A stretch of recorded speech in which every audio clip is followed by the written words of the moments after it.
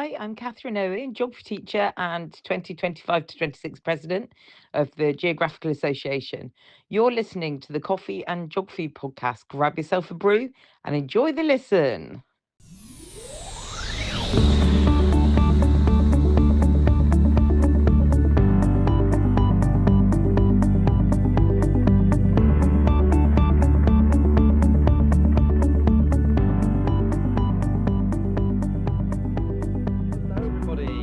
Welcome back to the Coffee and Geography podcast. We're underway, the second episode of season 6 coming to you thick and fast. And I have been waiting for this chat ever since he agreed to come on because, and I'll admit, well, you know, if you've been listening for a while, we don't really have many guests featured from Central or South America. And now we've got someone else, which is absolutely amazing. So, Omar Regalado Fernández, welcome to you. How are you doing today? Hello. Thank you very much for the introduction and for the invite. Doing very well. A little bit trying to, and I'm very cozy at home because it's very cold outside. And as you probably can imagine, I don't cope well with the cold. And there's a big hint, folks, that Omar's not actually in Mexico right now, okay? Because he's actually on our side of the planet. So to introduce Omar, he is a Mexican paleobiologist. I was really worried I was going to trip over that. Currently living in Germany. He studied biology in Mexico at, and I'm going to get the acronym right, at the National Autonomous University of Mexico. So that's what UNAM stands for? Excellent, I got that right. Yeah. Okay, so where he majored in paleontology, and after a short stint as a high school teacher, that's very common. You know, I am an ex-high school teacher. A lot of our listeners are current or ex-high school teachers. He moved to London to do a PhD in earth sciences, and his mum says that when he was a kid, he saw someone tidying a diorama at the Natural History Museum in Mexico City and said, I wanted to do that. And he did. What a lovely intro. Yeah. Yeah. So you spent a bit of time here in the UK then? Yeah. So I moved into the UK when the flights were cheaper, which was in the middle of December. Completely a mistake. From from the warm winter of Mexico to the actual winter in the UK, and then I stayed there until the first year of COVID, when I went back to Mexico after I finished my PhD. I finished my PhD earlier, but yeah, because of COVID, I had to be in the UK for a year and a half. Yeah. So how was that? The fact that you kind of now knew it was like I actually and like physically like cannot capably get back home to see my family and where I grew up. I mean, what was that? I mean, for some of us, it could have been, you know, you just can't see your family down the road. I mean, my parents live in Ipswich, just 30 minutes down the road, so we couldn't even travel to Ipswich, you know, but you can get back to your, you know, to where you come from. So how was that for you during COVID?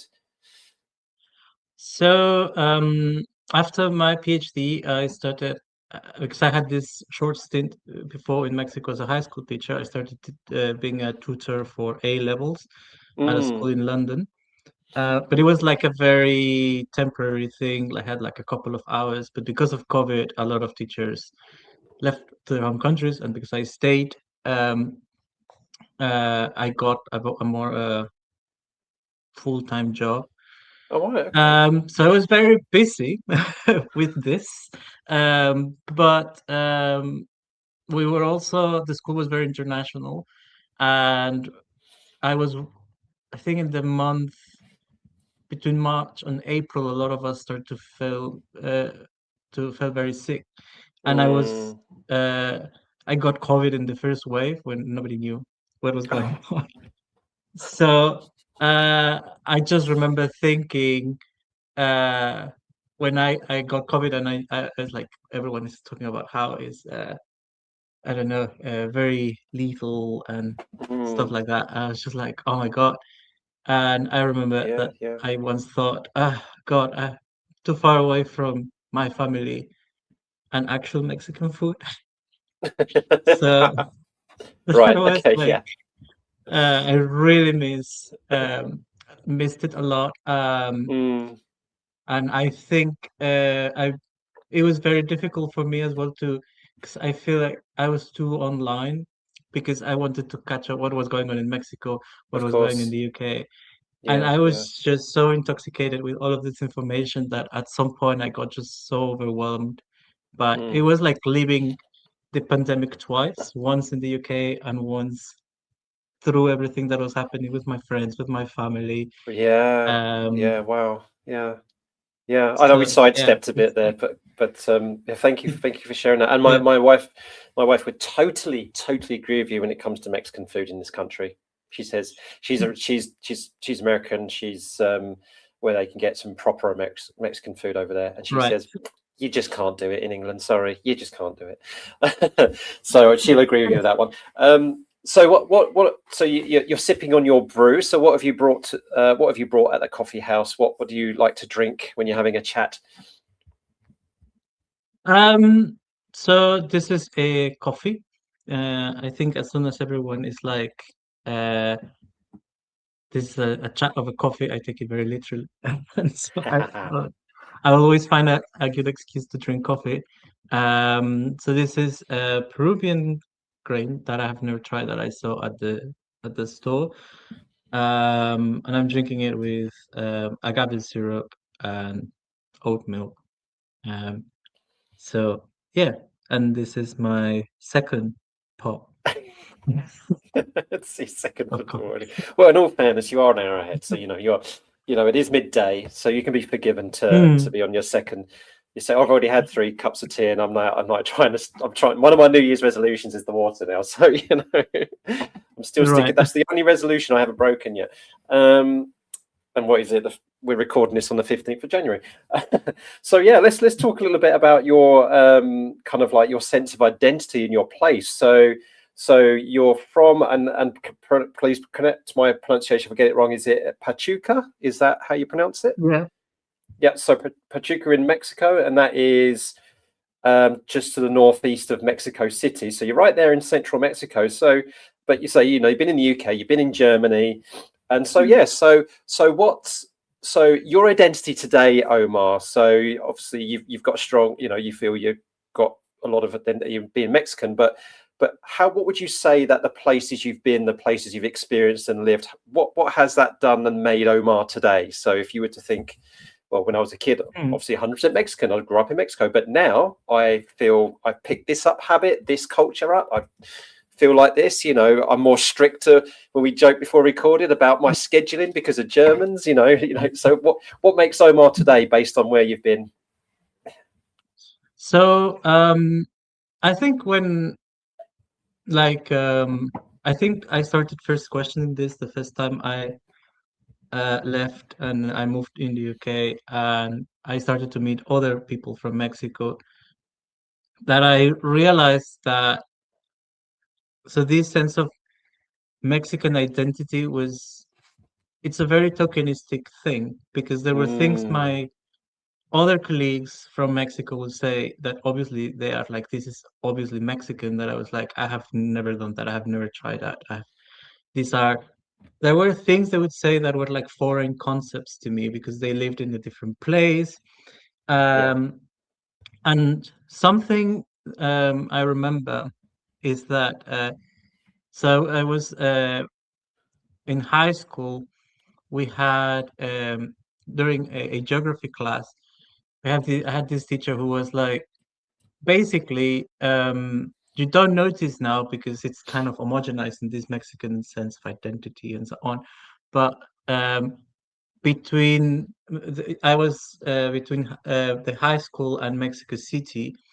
There's so many kilometers that you could do a lot of the geography changes so drastically because we move from the Mm, valley to the mountains that everything is very different. And if we were yep. not called Mexico, but we were called the Union of Mexican States, we could be like Europe, having every state being its own independent country, which is own identity, and it's just kind of merged. And that was the first time when that made sense Interesting. to me. It's like Yeah. I feel I am Mexican because I have this passport, but I feel very much more connected to this region of the valley and to the area and the type of architecture and living in a mountain that what people that live in the Yucatan Peninsula, for instance, is completely Yeah. different. And because of that, I started to be more like aware of how local places influenced me a lot. So I feel like um, Right. a Okay. little bit of a disclosure here is that just maybe something I think it's very obvious, but obviously for most people it's not. But Pachuca and all of this region of Hidalgo was uh, visited long time ago by a colony of settlers from Cornwall that were brought to mine the region. Um, Basically, Really? Okay. the long story short is that they came from there was these people who were like the Spanish have stopped extracting silver from these mines. It's probably because they're too dumb. So we're gonna bring English settlers here. We're gonna go to the same caves and we're gonna try to extract silver. The whole thing went bankrupt. The entrepreneurs went back to England and they left the Cornish settlers in Pachuca. And they were like, well, we can try finding more mines. And so the Cornish settlers intermingled with the local community, and then they started to create this mining center in Pachuca. That they were like, okay, well, maybe the caves don't have more Wow. silver, so let's find newer caves. And so in Pachuca is where it's the first city that has a football team in Mexico. So it's known as the cradle of football in Mexico. And the traditional dish from Yeah. Pachuca is the Cornish pastry, which we call pasta. So going to London didn't feel that Really? different because of this, because like the That's culture, at least incredible. Pachuca has this culture of um I don't know, being were overly polite. I had an Ecuadorian friend that had told me that the Mexicans sometimes seem like the British people of Latin America because we're overly polite, we're super sarcastic, we love banter. So I fit right in. I was like, it's just a different language, but it's the same. So I found it super interesting That that, yeah, this influence was like, like the story of a place having such a long impact. So yeah, and that is then super uh, that interesting. that clock tower that you're seeing, which is the clock tower in the Pachuca Plaza, the Hmm. um, the bell that tolls was built by the same Yeah. company that built the bell here in Frankfurt, where I currently live. So I feel at home My just goodness because me. in the same toll is like the same bell tolls here in Pachuca, there in Pachuca, and here in Frankfurt. I think I'm pretty much trying to stay where I am comfortable, even if it's on the other side of Did the world. so when you moved to Frankfurt then, did you know that that was the case, or did you find that out after you moved? Like that's the same So bell, it basically. was. I remember thinking this sounds familiar, and so my partner he's from he's British. He lives in Luxembourg, but he's British. And so when he went to Mexico, I took him to take a tour of Pachuca, and the tour was pretty much about how much there is so many cultures in the city. And then that guy confirmed that yeah, the bell is the same because he's just like this same bell is the same bell that is here and here. And I googled the guy, the company, and the guy who built it. Um, and it was a British company that had made the same bells for Pachuca That's and for Frankfurt. incredible. And so when I told the guy, apparently he also built this one in Frankfurt. And he's like, oh, please, when you go to Frankfurt, please take a photo of that because that's incredible. So yeah. What a coincidence. I mean, I've I've had so many coincidences in my life, and I've definitely heard lots of stories of coincidence talking to people on this podcast. But that is something else. Wow. Yeah, no. Okay, I've been bowled over Um, by that. Yeah, yeah. Wow, it's it was almost.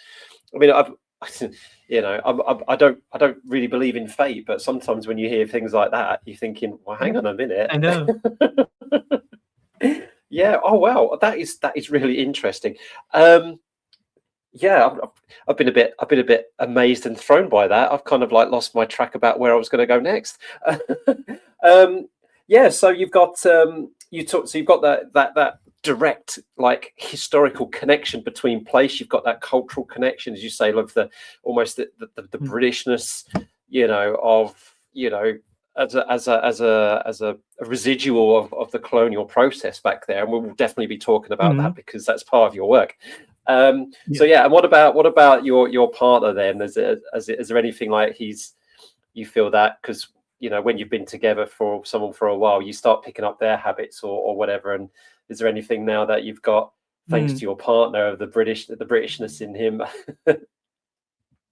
I have a deep appreciation for tea, for instance. So I think I've become more of a tea drinker than I used to be, and also a bit about the ritual of having a tea, Mm, that it's not just drinking the tea, it's putting the kettle on and having a chit chat over the making it and discussing how you're gonna have it. And so I'm more aware of this. So I think that's a habit that I have picked up. Um, being more aware of what I'm drinking and how I'm drinking it rather than just gobbling it up. yeah, yeah. Okay, yep. So, but this is fantastic, Omar, because I consider myself a global citizen, and still proudly feel Mm, I'm a member of the EU myself and stuff like that. And I think that you to what the kind of what you're talking about, like the way that we've got indigenous and native cultures, which are so important that need to exist, need to be respected, and need their space. At the end of the day, we're one race, we're the human race as well. So we need to embrace all these kind of things, including the mm, mergers of them. And that's why I love hearing you talk about, is that you're just a really fantastic example of this merger of a global citizen. Do you feel a global citizen? I think probably that's the question I'm getting to. Like, do you feel mm. like you're a citizen of Earth rather than just somebody who's been divided in the past, divided by a national line and a passport? I think so, but I'm also more whether uh we are more connected to the place we came from, in the same way everyone is connected more to the place they came from.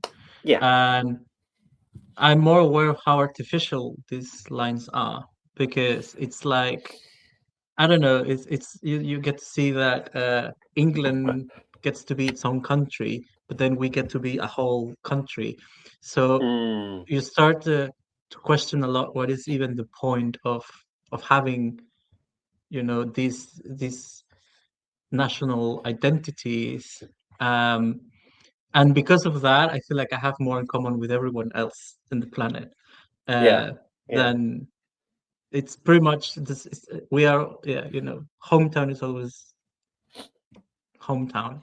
Yeah. But I'm also like, now I have, like, I've missed London, like I miss my hometown as well. Sometimes I'm like, oh Huh. my God, I wish I Yeah. was in London.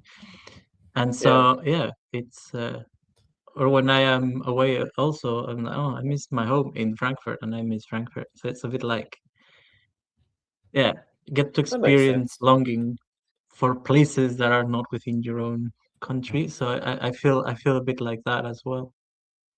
Yeah. That makes sense. Yeah. Yeah. I think you put that quite well the way I feel about it as well. So that I think that leads us quite nicely onto kind of like what we really kind of like here to talk about as well, and that is your work. I mean, it's such a fascinating thing, and we've got some fantastic jog cues over a brew, some questions from listeners as well about this. So, yeah, So you've got here that that you're a paleobiologist. So probably the first thing to do is probably to explain to our listeners what do we mean by a paleobiologist, so people can get the sense and have heard of a paleontologist. Is paleobiologist therefore a kind of like subdivision of that under the umbrella of a paleontologist? So what exactly is a paleobiologist? So the way this was, I think in the UK a little bit, probably they're more interchangeable. And probably one just means the professionalization of the field versus being an amateur. But because it's interchangeable, I feel like paleobiologist is more like an academic term, and paleontology is more like the popular term.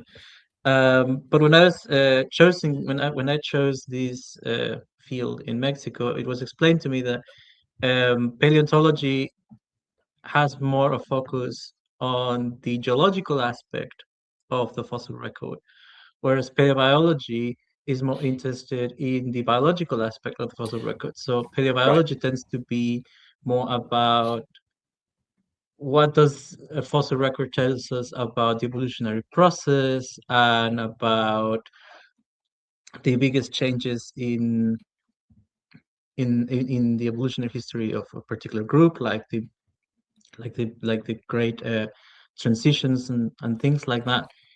Whereas paleontology is mostly focused on the process of fossilization, of discovering the fossil, describing the fossil, identifying an extinct group. And the way my paleobiology professor used to put it is paleontology is focused a lot on extinction, whereas paleobiology is more focused on evolution. Huh. So okay. And maybe this distinction in Mexico is a little bit more obvious because we have a lot of paleontologists that are interested in the different moments when organisms stop existing, particularly because of the big meteorite that we had, the meteor crater that we had that wiped out the dinosaurs. And then paleobiology is more, because I was doing biology, so paleobiology was like, okay, that's cool, but what about the evolution part? Oh, okay. Yeah, so yeah, I'm not surprised to hear that in Mexico, those kind of fields would have been quite popular. Right, so kind of your main deal then is kind of like the decolonial process of them. So I guess the way to say is how did you kind of like end up deciding that that's what you wanted to specialize in? So rather than just be you're run-of-the-mill paleobiologist where you do the work, you're discovering which things are. I mean, I can't even remember the terms now. The orders and everything, and you're doing all that kind of stuff. But you then turn around and you thought to yourself, okay, but paleobiology and paleontology is clearly a colonial process, or has stemmed, or the current way it works is a colonial process. So what was it that made you think this needs to be explored a lot more, and more people need to be aware of like the colonial history of paleobiology? Because I think this is just absolutely fascinating. Yeah, so I think maybe what made me interested on this was that in a lot of, when we were talking about the paleobiology of like the history of paleontology or the history of dinosaurs, there were certain episodes that sometimes went what I felt incomplete or disconnected from the reality, and to some point there was like a fairy tale kind of thing surrounding them. And so, for instance, something that it's the one of these events is the Bone Wars, which is this dispute between two paleontologists in the United States, Othniel Marsh and Edward Cope, to see who could find more dinosaur bones. And they're exploring the western part of the United States. And all of the stories is always the same. It's like these two guys, they're feuding, they don't like each other, and then they're committing fraud, they're boycotting each other, they're sabotaging each other, and all of these kind of things. But it's always left out what were they doing there, what was their founded. And this is happening at a time where the US had just, from the Mexican perspective, stolen a lot of land from Mexico. So all of the southern part of the United States and a lot of the West, like from I think Oregon and parts of Wyoming, all the way down to the Mexico border, that all of that used to be Mexico. And for a lot of these communities, they never crossed the border crossed them. And all of these expeditions that the Smithsonian was doing in the border and in the new territories was because they were basically redoing a lot of the geological work that had already been done. And they were trying to Okay. discover all of these bones that were found in what used to be Indian lands. And the history of paleontology never touched about how what was like the bone wars happened within the context of the Sioux Wars, where the United States is trying to displace all of these Native Americans. It's very tightly linked to the origin of reservation. And when I was doing my PhD, and I would be asked to explain this by people, like, have you heard about the Bone Wars? The Bone Wars, I always felt like people were expecting me to retell the fairy tale rather than what actually had happened. And that's when Okay. I started to become interested in this. And like I said, I'm really into historical fiction. I think during the middle of my PhD, I read this book by it's a posthumously published book by Michael Crichton called Dragon Teeth, where he's also obsessed um, with the Bone Wars, and it's a historical fictionalization of what happened during the Sioux Wars between between these guys trying to explore the quote unquote Wild West and finding all of these dinosaur bones. And I think that was during my PhD, and that was the first time, and I was like, okay, so there are ways to tell this story. Um, Hmm. and that book was like what convinced me, okay, it's not two parallel realities, it's the same reality. We're just pretending they're separate. Yeah. And that's why I was like, why is that? Why are we keeping them separate? So that's when I got Hmm. into the topic more academically, because I was like, so what do academics say about this? What is the discussion about this? And what started as a rabbit hole ended up becoming a lot of my professional identity. That's really, yeah, that's really interesting, and I kind of really interested in the way that the fact that it wasn't just the discourse in reality about it all, and then you've got the misrepresentation of the history, which is very colonial, but Mhm. it's also that piece of historical fiction which kind of also kind of like sparked that to you, because and which folks, and I've said it many times before, this is why art and fiction and creativity is so important, and you can't get rid of it, and you should be funded. Definitely. So there's something that you really, so these two guys, we were called these great men, they're Mm, great men, yeah. And yeah. you mentioned about like kind of the great man theory. So and my goodness, there are so many of them in the field of geography, Mm, and things like, so because our textbooks and lecture slides are often structured around these key figures, the explorers, the theorists, the founding fathers of things, mm. which itself is a colonial Right. term, isn't it? Because it's so but if knowledge is inherently collective and cumulative, as it should be, does this storytelling shortcut, does it do more harm than good? How does it shape what we see as a knowledge producer? So from your point of view then, because Mm, we've got this great man thing that goes on, we're causing all these shortcuts. So what would you say therefore in terms of paleobiology and kind of the work that you're doing, that where should our knowledge be coming from?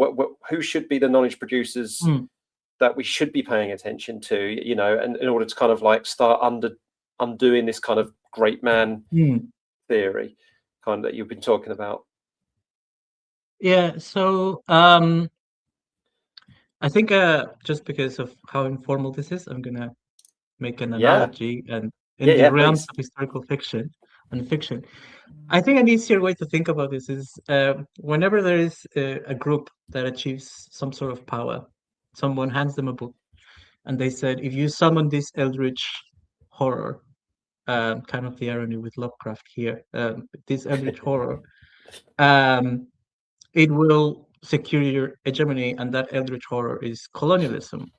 Mm. And this is easier to think because um, something that makes this discussion very difficult sometimes is that people think of capitalism equals colonialism, or Right. socialism equals colonialism, or feudalism equals colonialism.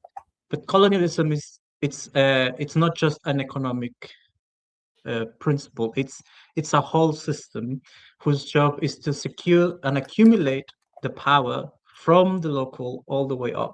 Right. Because you want to for the hegemony to exist, it has to be very wide, and these local communities, these local populations have to be deprived of power.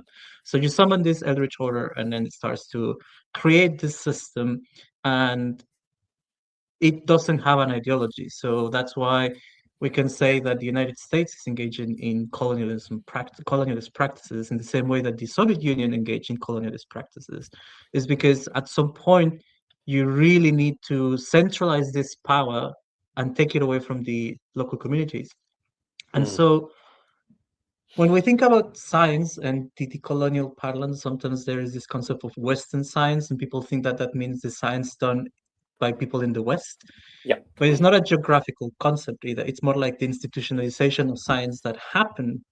Like if you have a colonial state and the science is institutionalized by this colonial state, these institutions will be colonial in nature. Right. Even if the participants of these institutions disagree with colonialism. And this is why I call it an eldritch horror, because when you explain what colonialism is to people, they're like, oh, that sounds horrible. And so Mm. what colonialism has to do is to create these fantasies, these stories to justify what you're doing.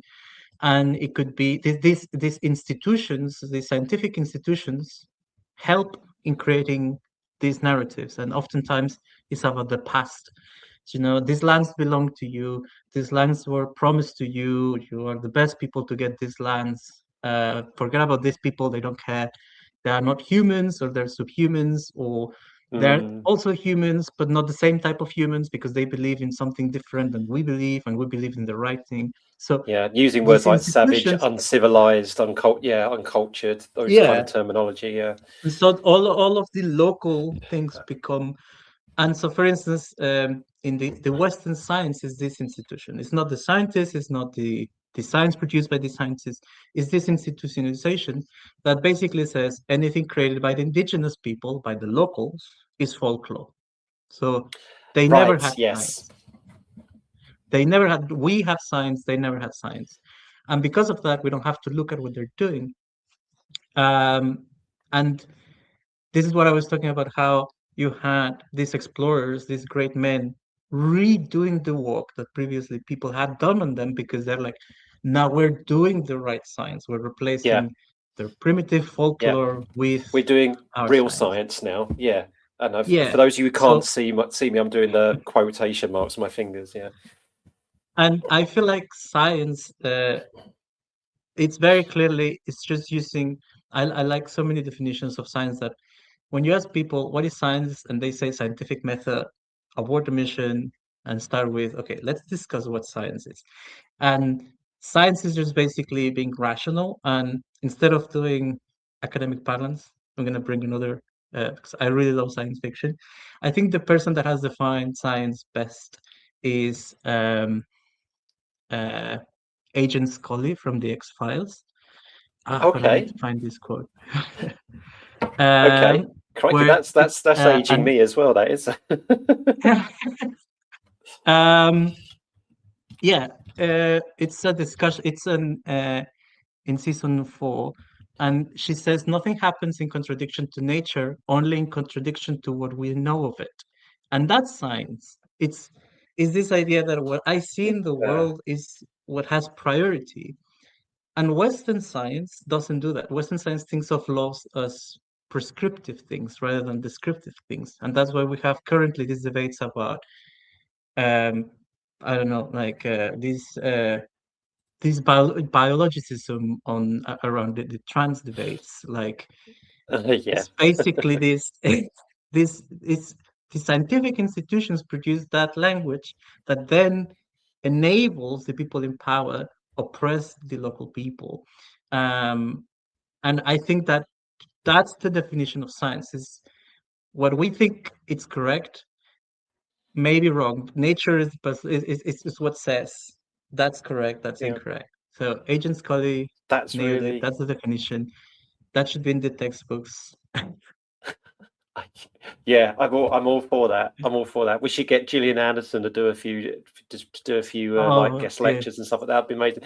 Um, you know what that just made me think of is that kind of I'm very privileged to work in a very, very prestigious climate science research unit, and for my day job. And that amongst with some other works, there is a hell of a lot of focus on quantitative research. It's all about the numbers, it's all about the figures, and it's only very, very. I this is complete conjecture. I don't really know if this is really the case or whether it was a natural progress or anything, but I'm increasingly seeing in the sector, especially climate science and environmental science in particular, of more of a thought of, hang on a minute, we've got to go down the qualitative route as well. And again, those two are the Western science terms, right? Quantitative and qualitative.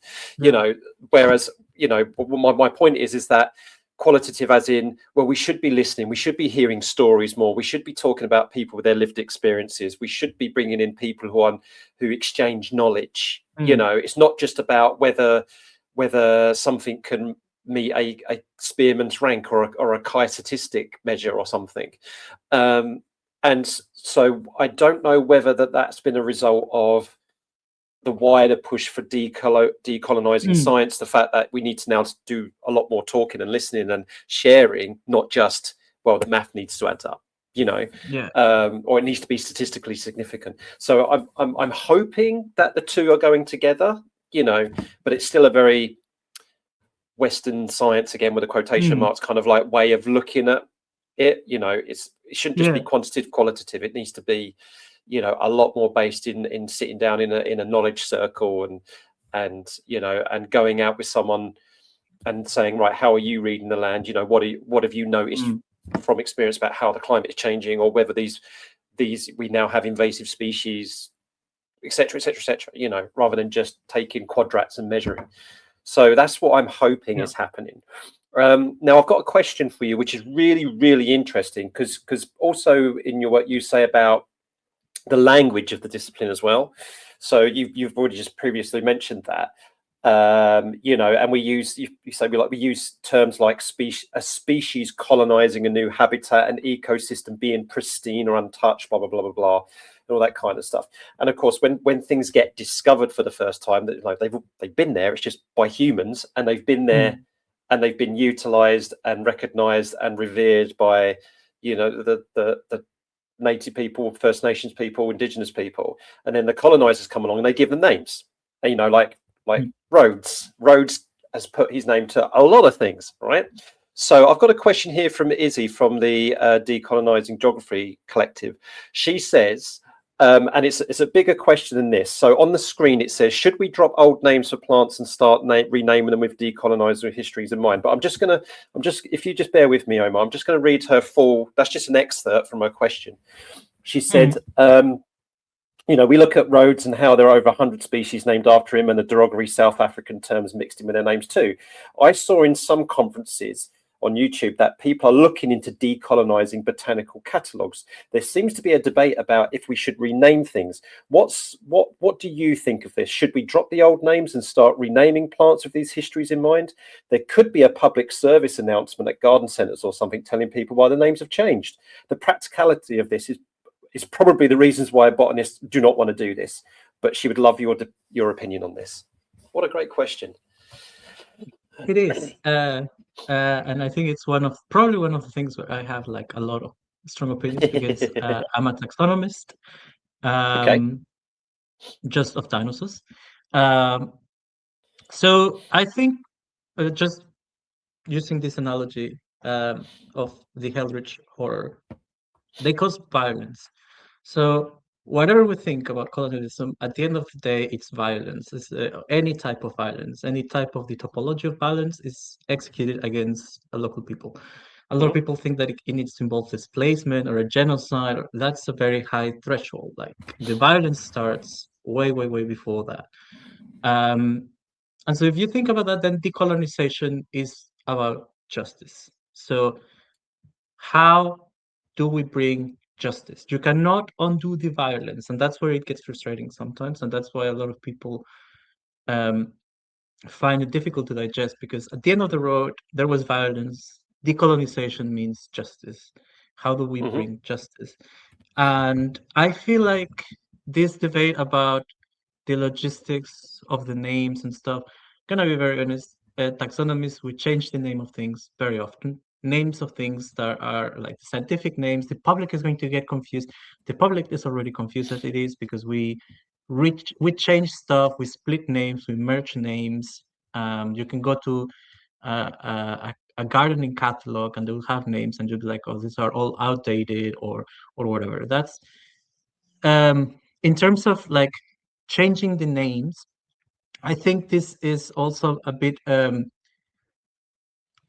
a push for us first to recognize that some names uh, are very colonial in nature, and Mhm. probably the most of these are like um, the common names.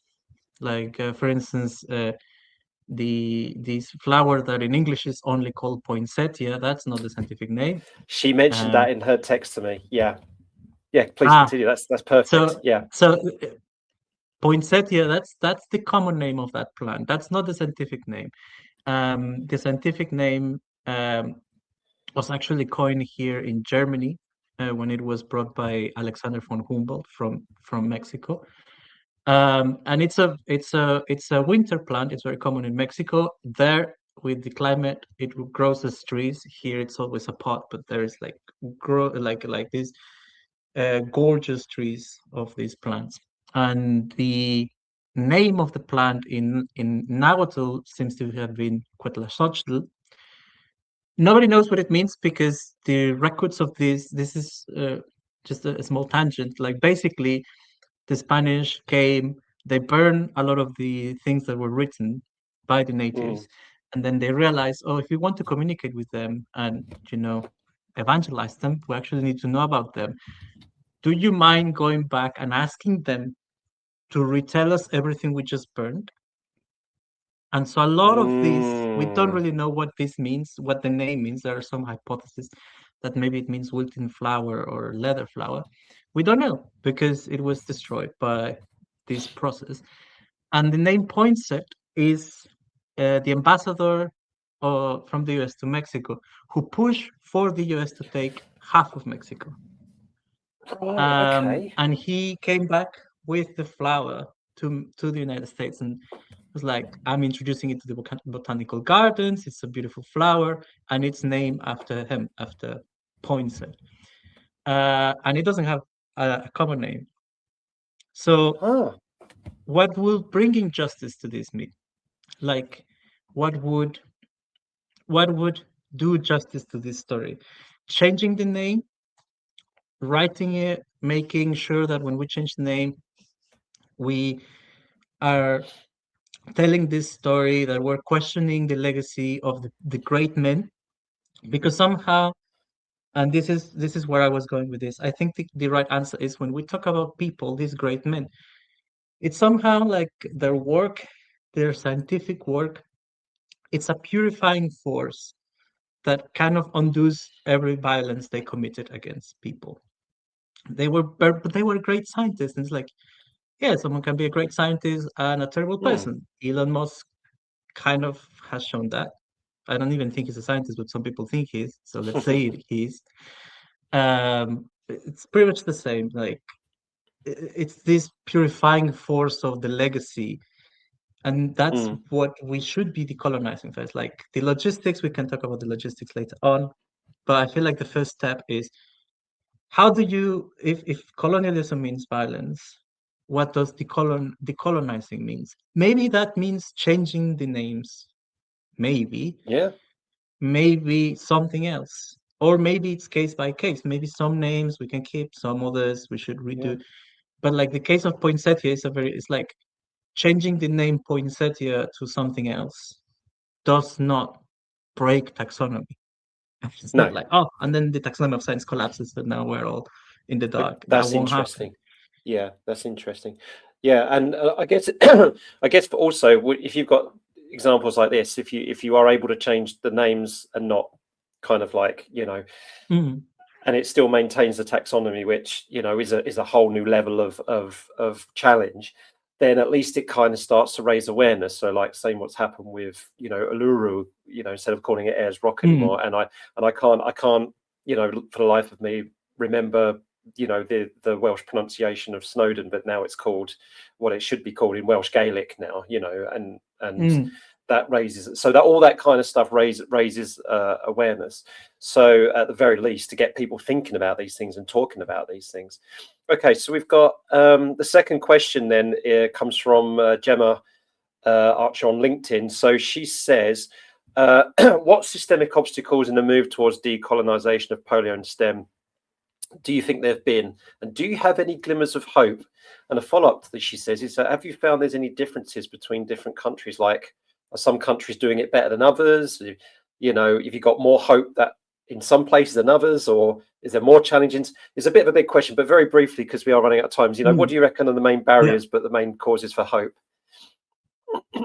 So maybe just that we can kind of bring it full circle. I feel like one of the things that started to happen was that the quantitative aspect of science was indeed very colonial because it meant using instruments.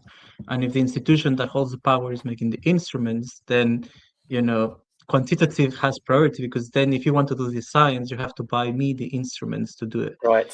Okay. And there started to be this push about the qualitative aspect, about asking deeper questions about, well, what if the instrument is wrong? Like, do we even need the instrument? Are we measuring everything we're measuring? And I think that's when people started to think science had gotten woke. That's how I say it. People are, Yes. no, we're questioning the Western science narrative. No, no, no. What is this science you're talking about? No, we should do it the colonial way. And I think one of the biggest obstacles I feel is the way we teach science. I think the way we teach is science is full of nuances. Everything is full of nuances. But somehow when you're telling the story of a science, everything is very clearly laid out. These people figured this out. This person figured this out. And we know that that's not true, but because it makes it easier to teach, kind of like we're trying to simplify stuff for the sake of teaching or for the sake of education. And I feel like the main obstacle is that even when scientists change their vocabulary in the academia, in the jargon, that does not communicate in the classroom to the new students and the new scientists. So we keep training them with this Western science mentality instead of bringing down all of the discussion. And I think it's because people, obviously, this is very politically loaded, so people don't want to talk about politics in science. But I feel like that's the main obstacle. Science is political. Like, whether we like it or not, the institution has made science political. And whether you take, I agree. I had a teacher in high school who said that the way this works is that if you don't pick a side will be picked for you. And that's pretty much what scientists do. If you don't pick a side in this political spectrum, somebody will come and say, actually, you mean this. So I feel like that's the biggest obstacle, the way we actually communicate science. And what would you say gives you the biggest glimmer of hope that we're moving in the right direction in some respects, and maybe a country or a group in some places got a good grip of this? I feel like Mexico, for instance, has started to finally realize, okay, we are an actual multicultural nation with 60 spoken languages. Maybe we need to start changing the way we do. And the decolonial framework is very slowly creeping in, but it's starting to creep in. I have just seen that in some places, some local places are starting to have more say on how they teach science. And some have said that if you're studying something like medicine, for instance, you need to learn some of the indigenous languages if you want to practice in that region. And it seems not like a big deal, but it is a big deal. And the biggest hope that I have is that climate scientists now say that the best way to solve climate change is to think globally, act local. Yeah. That will push for decolonization because, like I said, colonialism centralizes the power from the local communities. So empowering the local communities to do stuff will inherently bring some of that back, some of that power back. And I think that's Totally what agree. gives me hope that we're moving in the right direction. Totally agree with that. Yes. So I see that myself, and I'm pleased that there's now mentions of those kind of things in the IPCC reports. It's not good enough. It needs to be better. At least it's moving in the direction we want it to. Right, there is one more. This is slightly different of a question, but it's just a bit of advice, really. So this is from the wonderful Fran Martin. She posted this on LinkedIn. She said, any thoughts about how a neurodivergent young person who cannot go down standard educational route might get into the field of paleontology? So do you have any recommendations or any resources or groups that Fran can offer to this neurodivergent young person? So I think maybe the best alternative route is to ask museums and become a volunteer or a guide, or do internships in natural history museums. Ask for what are their programs. For instance, the museum where I was working here in Germany, Senckenberg, had a very good system for bringing volunteers and citizens to help to do citizen science. um, I want to, for instance, for this particular question, is like when we say things like citizen science, it's still science. It's just not in these institutions.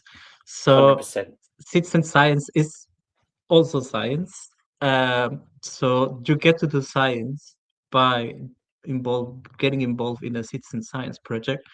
For instance, the NHM, I remember, had a very good citizen science program. I was a volunteer in one of them, teaching. So I and then also doing some citizen science myself. So in a group I have never ever worked in my life with. So yeah, that's a good pathway also to go into paleontology without having to go through academia or the universities. Yeah, that's great advice. And yeah, I'm the project I'm involved at the moment works with the Natural History Museum on the National Education Nature Park Citizen Science Program. So which is one example. Right, we have run out of time, and I should be in a. I've swapped my work hours around a little bit, and I should be in a meeting right now. But this has been so good. I don't mind. I could be a few minutes late. So we're gonna finish now. I would love to have then gone a bit of geeky on sci-fi with you and historical fiction a bit more, but we'll have to leave it there, I'm afraid. So the last thing we need to do now is link you to our previous guest. We are all geographers, so we spoke to the wonderful Gadfly last episode, and they talked about their experience of what was it, aquatic invasive species, and the queerness of kind of like the process. And they actually talked about citizen science themselves. So there's a fantastic link there. So now what I would want you to do is that you have 30 seconds to talk about a particular word that Gadfly's come up with. So, and then you get the chance to come up with a word for the next guest. So they want you to speak for 30 seconds on the word denialism. Denialism. Okay. So when you're ready, you just start talking. I'll start the clock. You've got 30 seconds to talk about the word denialism. If you want to relate it to your work and our discussion, you can, or you could just randomly vent about denialism. So whenever you're ready, 30 seconds on denialism.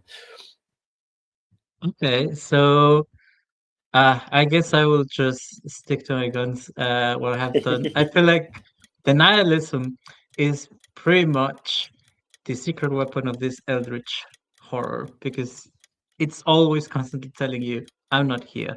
And probably it's the main argument against my line of work is that colonialism doesn't really exist anymore. And the lengths academics will go to explain to me why colonialism does not exist.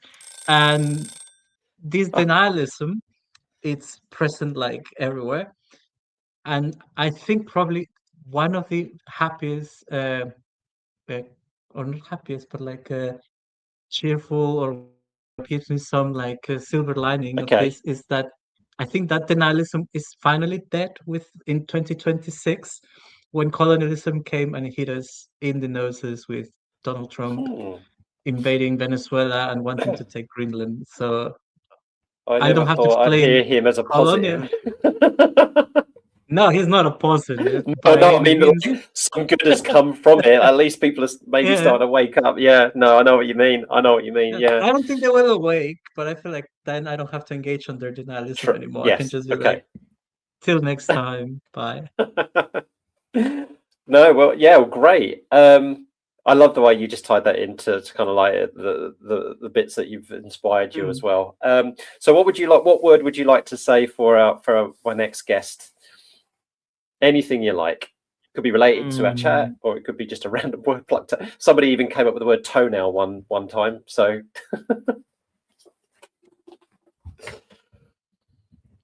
Well,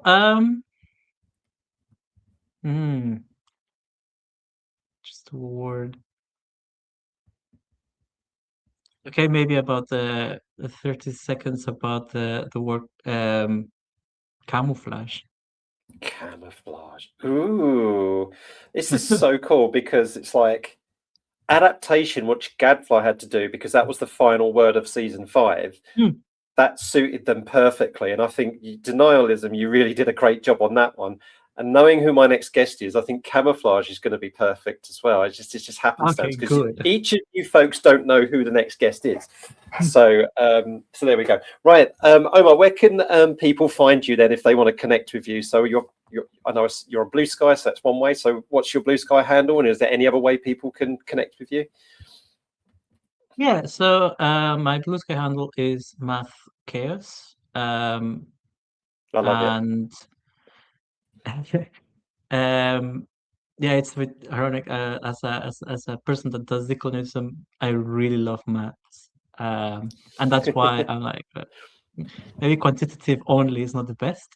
But also I'm on LinkedIn as you can find me as Omar Rafael Regalado Fernández, which is my full Mexican name. And if you have something that my LinkedIn has become, because that's probably the only reason to be in that godforsaken social platform, is people approach me if they want help getting into museums. So I have helped a lot of people to navigate through museum websites. So I ask this person, contact this person, and you can maybe do volunteering there.